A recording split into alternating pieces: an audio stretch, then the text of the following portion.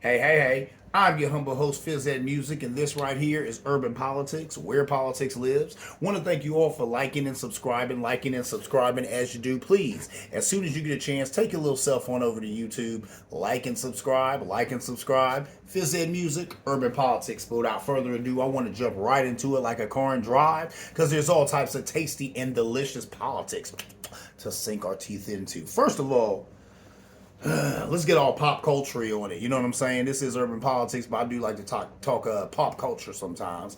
And let's talk about Mr. Kanye West going on Alex Jones.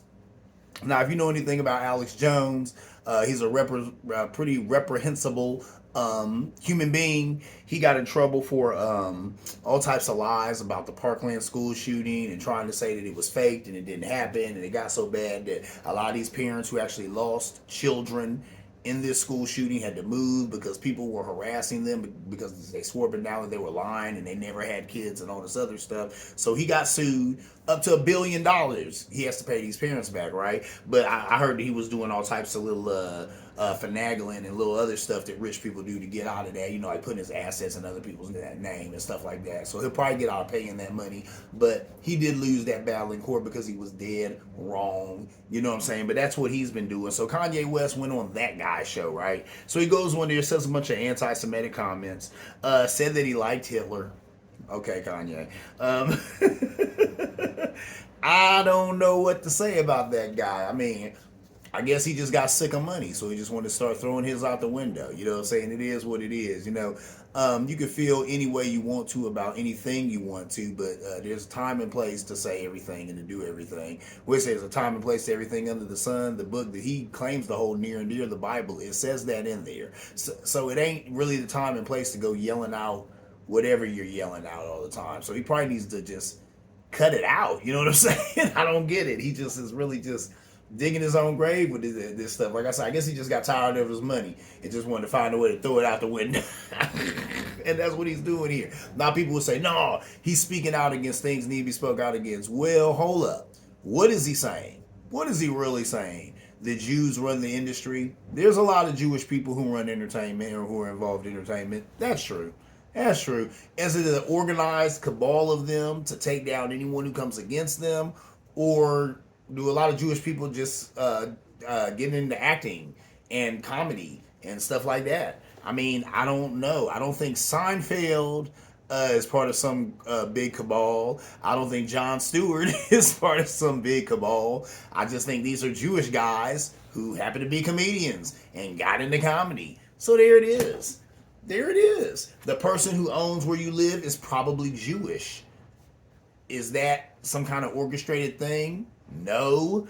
You know what I'm saying? That man or woman happens to get into real estate and they got into real estate where you live, ergo they own where you live. It is what it is. You know what I'm saying? Jay-Z talked about what he say, how they do it, credit. I mean, what? You gonna be mad at a whole group of people because they're in entertainment and they happen to be financially savvy? I don't know if you can do that or if that's justified at all. But whatever. Whatever, my whole point is time and place for everything. You know what I'm saying? And this is in Kanye, some of the places I see you on TikTok, he's saying all this other stuff. He had also said some stuff like he was free, like he wanted out of that deal with Adidas and all of them. I just feel like there was better ways to get out of that deal if he really wanted out of that deal. But some people, you know what I'm saying, said that maybe he didn't want out of that deal because, you know, he probably felt trapped. And when people are giving you that much money, you best believe they're controlling everything from start to finish. So I get that. I understand what that's about. So maybe he did want to get out of it. I just feel like there were better ways to get out of it. But, I mean, he still parted with a lot of cash, but he still lost a bunch of cash. Still poised to lose a bunch of cash. I don't know. That whole situation, I'm not going to lie, man. In the words of MC Light, I cram to understand why Kanye West would be doing all this right now. But at the same time, too, somebody on the radio said, too, it seems like a lot of people are taking advantage of an unmedicated man. And he said that, you know what I'm saying, we all know that he has mental illness and that he has not been taking his medication. He's been upfront about that. So I think there's something to that. You know, that these are a lot of people taking advantage of an unmedicated man who has a platform because his music is amazing. That music is really good. Whoa, his music is good, right? It's good. But he just, I don't know, man. He just go out here and he just says wild stuff sometimes. So that Ti is what Ti is. Watch this space. Hopefully somebody comes in and saves Kanye from himself. That's what needs to happen. Somebody needs to come in and save him from himself. I don't know who that'll be or how that could be, but that's what needs to happen. Anyway, moving on. I want to circle back to this Nas and 21 Savage thing, right? So you remember we talked about the last show, more pop culture. I promise, politics is coming, ladies and gentlemen. But let's do it just pop culture real quick. So circling back to the Nas and 21 Savage beef. And it wasn't no beef. 21 Savage came out and he said that he didn't think Nas was relevant. Where you get that from? That's craziness. I in a chat that I'm in, somebody put that in there and said, first of all, he gonna talk about Nas is not relevant. That's the end of the conversation because obviously Nas is relevant. King's Disease, the album he just put out, is extremely relevant, extremely good. I hear that. I agree with that. So, after all that had happened or whatever, I guess, Nas called 21, had a conversation with him, and then they get together and put out a song, got together and said, let's put out a song for the culture. Let's collab and do some stuff, for the culture, and it's lovely. The song, One Mic, One Gun, dope. Dope, dope, dope, dope, dope. I love it. I would love to see some more collaborations like this.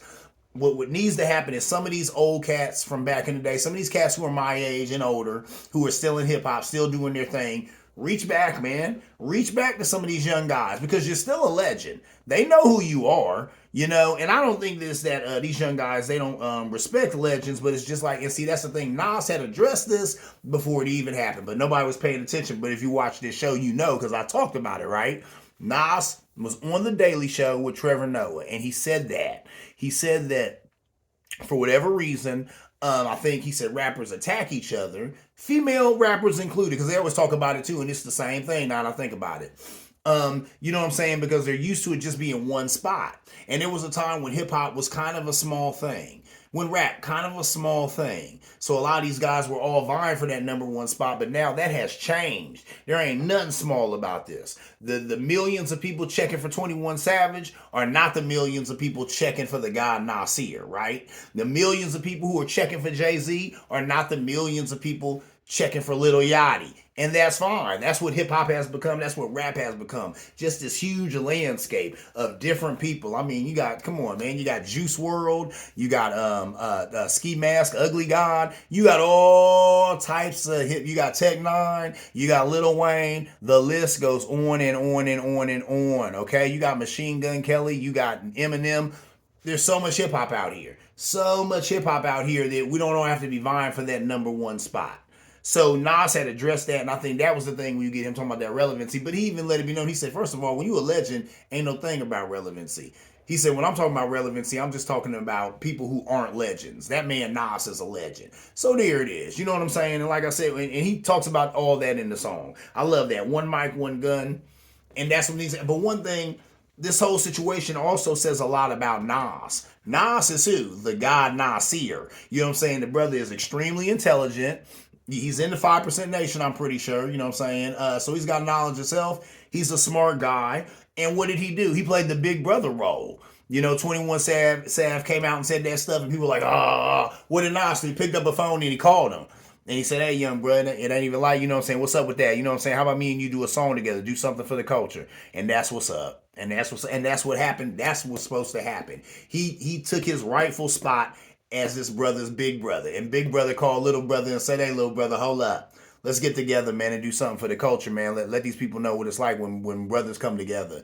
You know what I'm saying? When we come together, and let it be known that there ain't no bad blood. That's just one man saying another thing about another man. It's just a critique. It ain't no big deal. Guess what? We'll come together and do a song together because it ain't nothing but love. It ain't nothing but respect. Hats off to them. Hats off to Nas for taking his rightful place. But like I said, he ain't just Nas. He's the God Nasir. You know what I'm saying? So that brother's always been intelligent and deep, and he knew exactly how to handle that, and he handled it pitch perfect. Anyway, moving on. Now we get into the politics, ladies and gentlemen. Let's talk about a young man by the name. Young man. I say young man. He older than me. A little bit older than me. Not too much older than me, though. Check it out.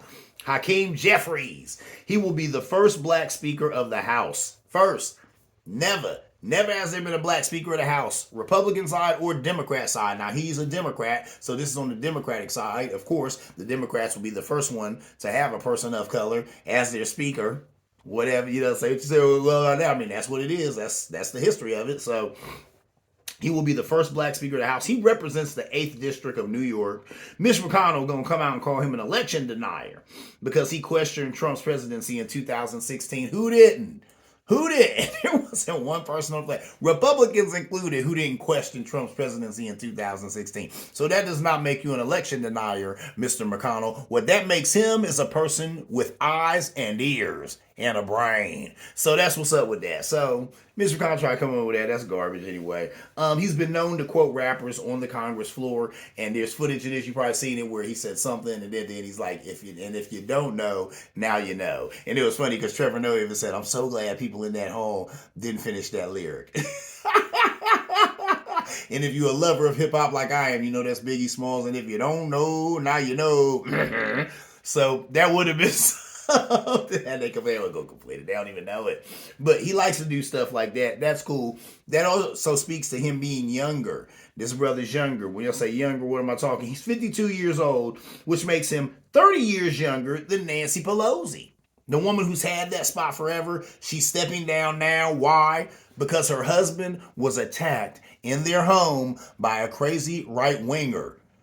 Came in, she wasn't even there, grabs a hammer, goes at her husband looking for Nancy. Where's Nancy? Where's Nancy? And then told, who was it, the police or Secret Service or whatever when they got there, told them that he was seeking out Nancy Pelosi. When he found her, he was going to tie her up and make her tell him what he wanted to know. And when she lied to him, then he was going to break her kneecaps or something like this. You can look all this up, ladies and gentlemen. I wish I was making it up. This is sad. This is what our politics has come to. But of course, this lady is, now she's shook. Who wouldn't be? Who would not be shook when somebody breaches your home, comes in, and attacks your spouse because you're not there? That's how bad they want you, right? Nancy Pelosi already had to deal with the fact that these insurrectionists who were coming up, they wanted Mike Pence. Yeah, they wanted to hang Mike Pence, but they were also looking for that B-I-T-C-H. It's a family show. That B-I-T-C-H Nancy Pelosi, right? They were yelling that too. I'm sure that wasn't missed on her. That guy who ran out with her gavel and her podium and all of that, right? This was very personal for her. They were in her neck. They wanted Nancy like they wanted Pence. Ain't none of that went nowhere. And then you top on that the fact that somebody would break in her home and attack her husband. They come after her boo, and she ain't there. She said, I'm done. And how about this? The woman still has extreme might because she said, I'm not going to leave politics. I'm not going to leave Congress. I'll still be in Congress, but I'm going to step down as Speaker. And I feel that. I think in her mind, she's just kind of like, I can still help, and just not be so visible. Right now, I can't afford this visibility because I got people running in here talking about how they want my head on a platter, and then they break into my home and they come at my husband. Because I'm Speaker of the House and I'm so visible on a lot of these issues. Let me fall back. I'll stay in government. I can still do good things around here. But I'm not trying to do them as Speaker anymore because that's too much TV time. And when people see your face, then they come at you. And that's where we're at in our body of politics right now. And that is sad. That is sad and pathetic that we have a woman stepping down, right? Because people have come at her with violence over political issues, ladies and gentlemen. Think about that. This is political. These are different political viewpoints that people are willing to beat her husband in the head over. And I guarantee you, now, okay, that guy probably, definitely has mental health issues, right? So if you talk to him, he probably couldn't articulate any policies that he's upset about or would like to tweak or would like to change, or that he even directly blames Miss Pelosi for. But this guy, he's been watching TV, he's been amped up off the likes of your Marjorie Taylor Greens and your Matt Gaetz and your Trumps, talking all this election deny stuff, talking about how Pelosi is the worst thing. So there you go. You know what I'm saying? Gets a bug up his butt and he comes in her house one day and hurts her husband looking for her. She said, I'm done with it. I feel that. You would be too. You know what I'm saying? You would be too. And she's been in politics for a long time. Nancy Pelosi, I dig Nancy Pelosi. Now, she ain't wearing no halos over her head. She's a politician like the rest of them. Some stuff that came out a little while ago about some legislation that they wanted to sign to where I think it would make it to where people in Congress weren't allowed to be involved in the stock market the way that they are. And she was one of the people who was really against that because I guess she's made a lot of money in the stock market. That is what it is. You can Google all this, ladies and gentlemen. I'm not making it up. I wish I was. Point being, she ain't perfect, but none of us are perfect. But did her husband deserve that? Did she deserve that? No. You know what I'm saying? It's sad that happened. And she feels like she got to step down, but the TI is what the TI is. Last thing about Hakeem Jeffries, he's Muslim. That brother's Muslim. Wow. So there's a lot of people who don't like that. They don't like that. Ever since George Bush Jr. Got it, behind the mic and said that we are at war with Islam, or you know what I'm saying, with Islamic countries, and then start talking about Sunnis and Shias and all that other stuff. He didn't even know how to pronounce stuff right. But ever since like 9/11 and all of that, we shifted gears from Russia to Iraq, Iran, whatever, and to, Muslims or whatnot. So, of course, there's bias against people, who happen to be Muslim in Congress. And he's not the only one. There's a few of them in there. And there's the one sister who wears the hijab. They come at her all the time. The right can't stand her. They can't stand her wearing that hijab on the congressional floor. So, they coming at this brother too. They don't like him either for that. But it is what it is. Now, America is supposed to be the land of what? Religious freedom. It's supposed to be the land of religious freedom. But I guess that only goes when you're like Mormon or some religion that people of another paint job tend to have.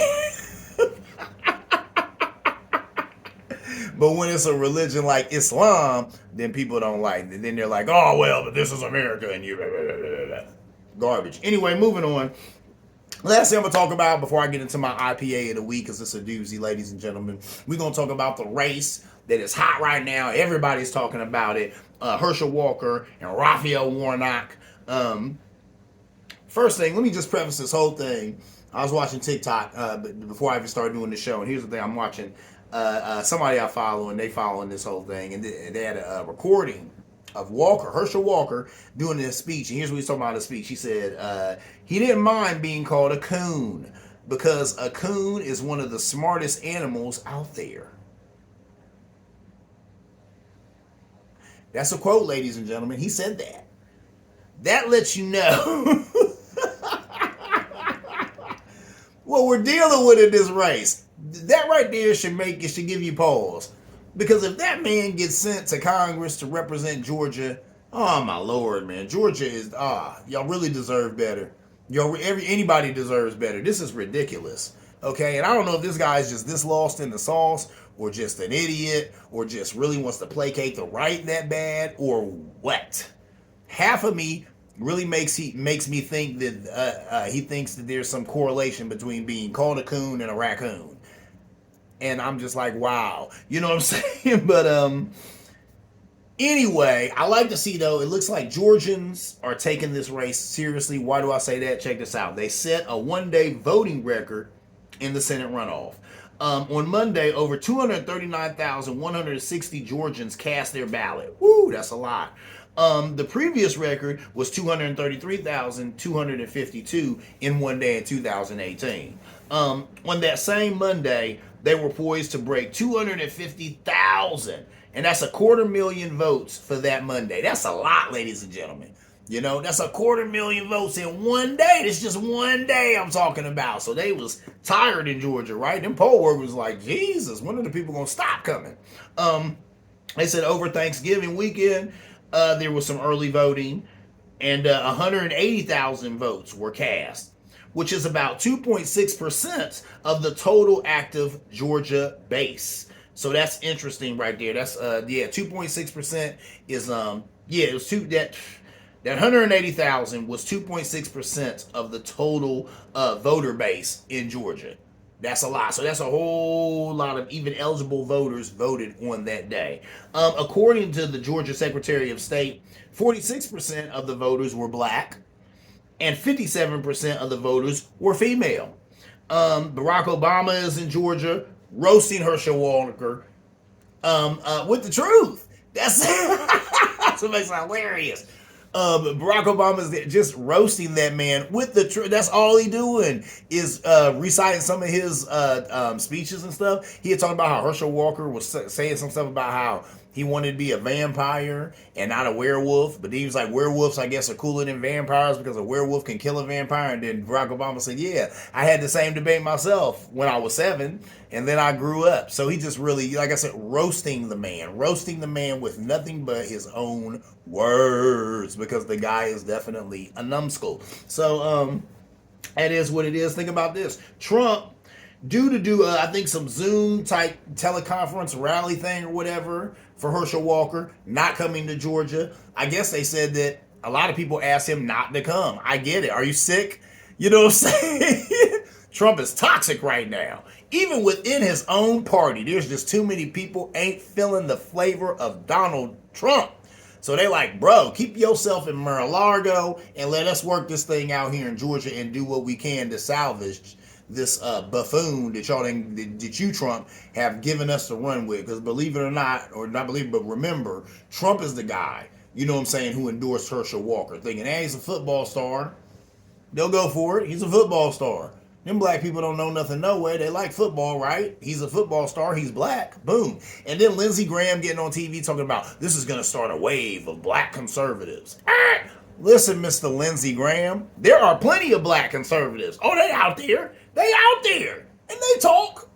They talk to brothers and sisters all the time. Those are our brothers and sisters. They just happen to be conservative. But guess what? A lot of us brothers and sisters don't want to hear that garbage from them either. GOP, if y'all don't ever hear anything from anybody who looks like me, hear this tonight, hear this today as I say this to you. Just because somebody shares my skin color does not mean that I believe anything coming out of their mouth, right? See what I'm saying? So get that. How about this? I can't sit here and pretend to speak for the whole Spanish nation, but you know what? I'm guaranteed just because, and somebody was holding a sign up about that years ago, an election sign I seen, and it said, "You will not win Spanish over just because you have a brown face." And that's what the Republican Party needs to understand. Just because the person is brown, they're not going to go out here and knock the socks off the Spanish community because they're not stupid. And just because the person is black, they're not going to go out here and knock the socks off the black community because the black community is not stupid. None of us are a monolith. None of us think the same. And we don't agree on things at all, really. We come together and work together, but just like every other human being on the planet, black people are individuals, and when you get a bunch of individuals in the room, you got a whole bunch of different backgrounds and frame of references and mind states and ideas on how things should be. So guess what? There are some black conservatives, but that's not the majority. It will never be the majority. Ever, never, ever, never. It won't. You'll always have a few, but it's not going to be the majority, and Herschel Walker is not going to start some big wave of black conservatives. Herschel Walker can't spell conservative, doesn't know what it means to be a conservative. So how's he going to be the spark that ignites this light in black people to somehow get turned on by conservative policies? Not gonna happen, Captain. Anyway, that is what it is, but that's hilarious to me that they would think it's that simple.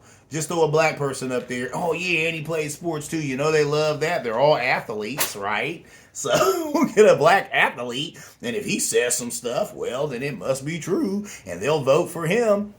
And yeah, really, that's pretty disrespectful. You know what I'm saying? That's what that is. That's kind of, it is. It's an insult to the black community, but it's by far not the worst insult from the Republican Party to the black community. They have a whole history of insulting the black community with their candidates and with their policies and a whole bunch of other stuff. Anyway, moving on to my last piece before I get out of your hair, ladies and gentlemen, I want to talk about this ain't an IPA of the week. This is just a PA of the week. This is a pale ale. This is a pale ale, but as you'll see here, these guys from Sierra Nevada, they're saying that they're one of the people who kicked off this whole handcrafted ale thing. Now, Ohio, where I'm at right now, coming to you from Columbus, is a great place for craft beers for whatever reason. A lot of craft beers around here, a lot of beer enthusiasts. I am one of them. And this beer right here, I'm not gonna lie, I accidentally ended up drinking this. You know what I'm saying? A friend of my woman, she had some of this laying around. She said, "I know your man gets into beer. Here's this, you know, see if you like this." And I looked at it, and when I seen Sierra Nevada, I'm not gonna lie, I was kind of like, eh. And even my woman was like, I know he don't dig that. He don't dig that brand, that Sierra Nevada. But I drank this, tried it, and I must today. I think I got it on Friday. Here this Sunday, I'm down to my last one. It's really really good stuff. This pale ale goes hard. It was delicious. It says the pale ale in your hand sparked the American craft beer revolution. Bold and complex with pine and citrus notes from whole cone Cascade hops. This pale ale was first brewed in 1980 and introduced a generation to the glory of hops. Our pale ale is still a classic, and Sierra Nevada Brewing Company is still 100% family owned, operated, and argued over. I love that right there. So I'm definitely a fan now. They got me with this one right here. It's Sierra Nevada Pale Ale. It's delicious stuff. It's 5.6 percent alcohol, so not even that strong. Most beers are 5.0. This is 5.6, so you can drink this. You know what I'm saying? Probably with a good beer or whatever, and really just have a good time with this. This is a delicious little pale ale. So if you got a little bit of money in your pocket, you run out and get that Sierra Nevada Pale Ale handcrafted ale. Good stuff right there. Well, ladies and gentlemen, that is my time. I'm your humble host, Fizz Ed Music. This right here is Urban Politics, where politics lives. I want to thank you all for liking and subscribing. Please, as soon as you have a chance, take yourself on over to YouTube, like and subscribe. Fizz Ed Music, Urban Politics, where politics lives. And as always, ladies and gentlemen, see you around like a donut.